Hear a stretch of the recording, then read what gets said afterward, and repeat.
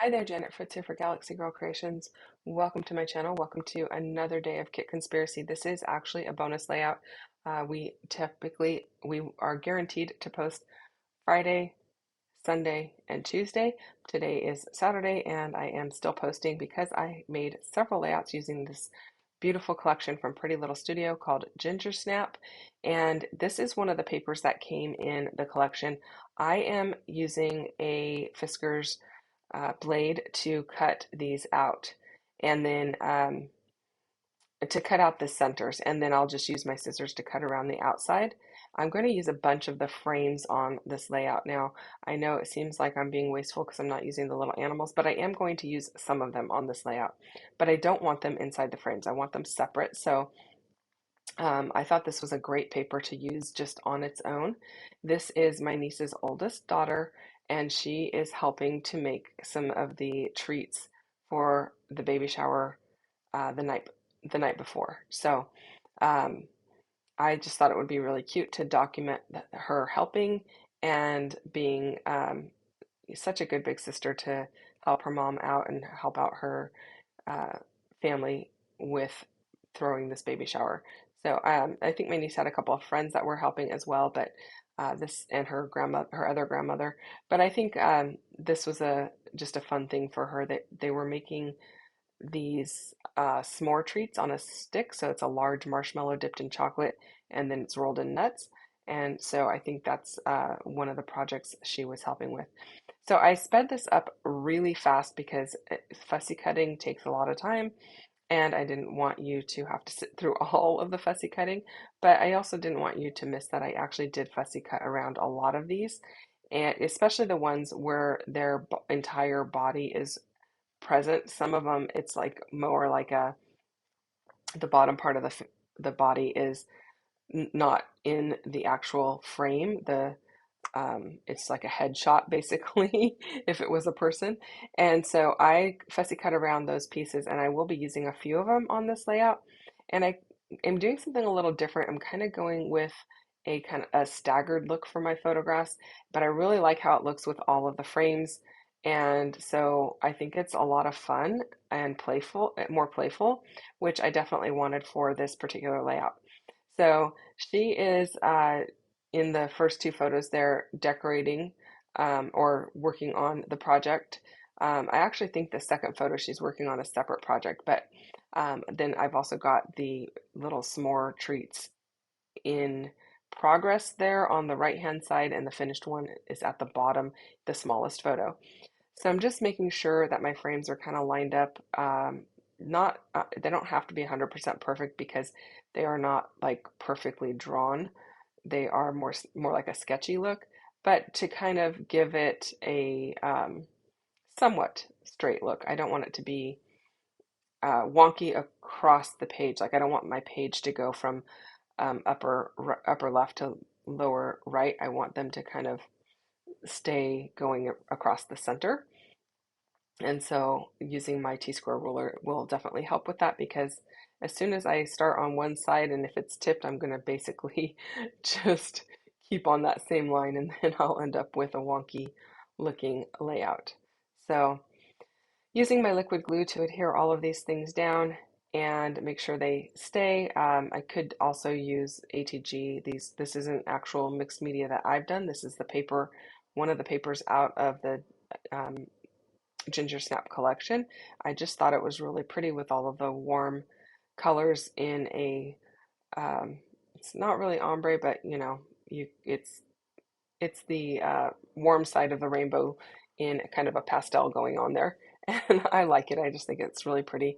It also has some really cute little um, splatters all over it. So I don't know. It just made my heart happy. So I'm using it. And then the leftover frame from the left hand side that was hanging off the page, I'm putting up top here. I'm going to have a little embellishment cluster there too. Now this little deer fit perfectly in this frame, and I, for the longest time, was going to leave him there. He's going to actually move. Spoiler alert.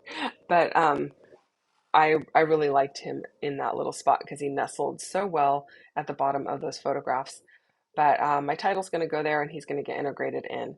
I am inking up the edges of this paper with some frayed burlap distress ink and just bringing in kind of more of the browns because I am going to be bringing in some of those colors with some of the foliage. The nuts already have those colors on it. The animals have the kind of frayed burlap look on them as well, or that color is represented in them. So I'm going to go ahead and just go with that. I ended up using frayed burlap for a lot of these layouts. Um, I just thought the color went really well. It wasn't too dark, but it also wasn't too gray. So I thought that was a good choice. So now I'm just working on my clusters, figuring out what foliage pieces I want to use out of the leaf pack, and kind of just digging through there and figuring all of that out. I did end up with these new valet trays in case I might have mentioned it on a previous layout or on the kit share, but these valet trays, I got them on Amazon. They come in two sizes. The smaller one is to the right, the bigger one is off camera. But the little centerpiece is magnetic, so you can slide it around or you can take it out completely, which I am really liking because when I work on a kit for Kit Conspiracy specifically, I like all of my little pieces in their little cubbies so that I can go, oh, I just need foliage. Let me look through that little section rather than a pile on my desk or um, all mixed together. It's much easier for me to kind of sort through and figure things out. And so these little valet trays have been a lifesaver.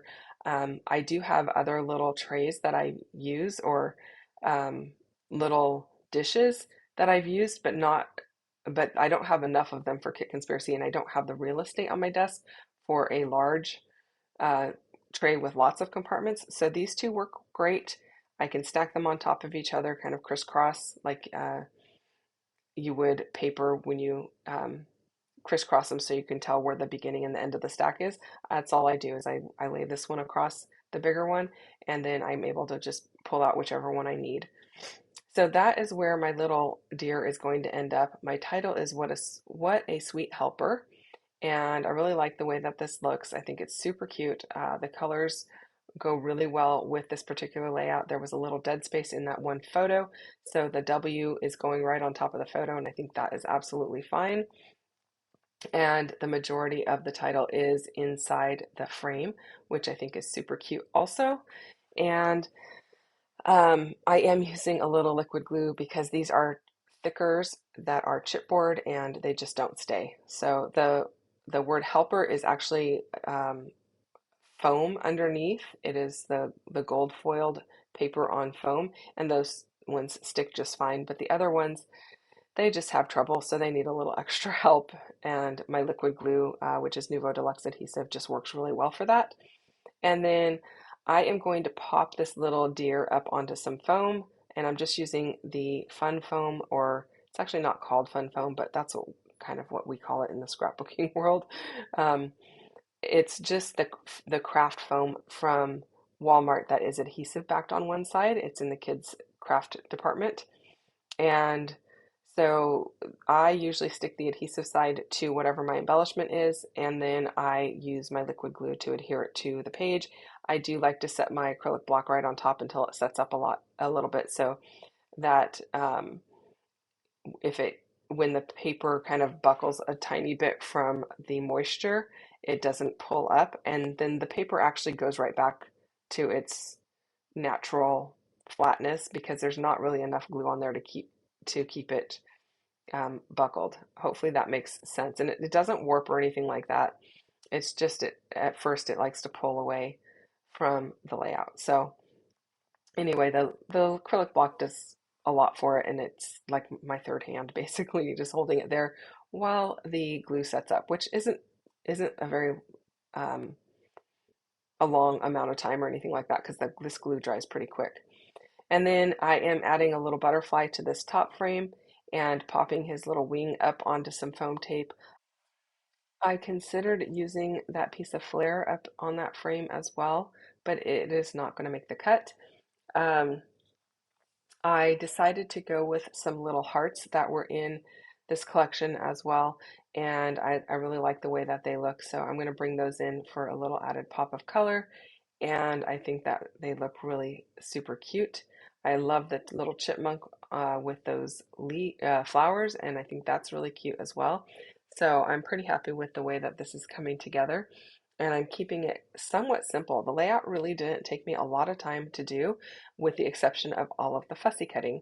So that's why I kind of sped that portion up for you. So here is the finished layout. Don't forget to go check out what MK has on her channel today. I'm not sure if she has a bonus layout for you or not, but her link is down below just in case she does. And I will be back again tomorrow with another Kit Conspiracy video for you for our official posting day. I hope that you have a wonderful day. Hit the thumbs up button if you enjoyed this video, and if you're not already subscribed, I would love for you to subscribe as well. Thanks so much for watching. I'll see you again tomorrow. Bye bye.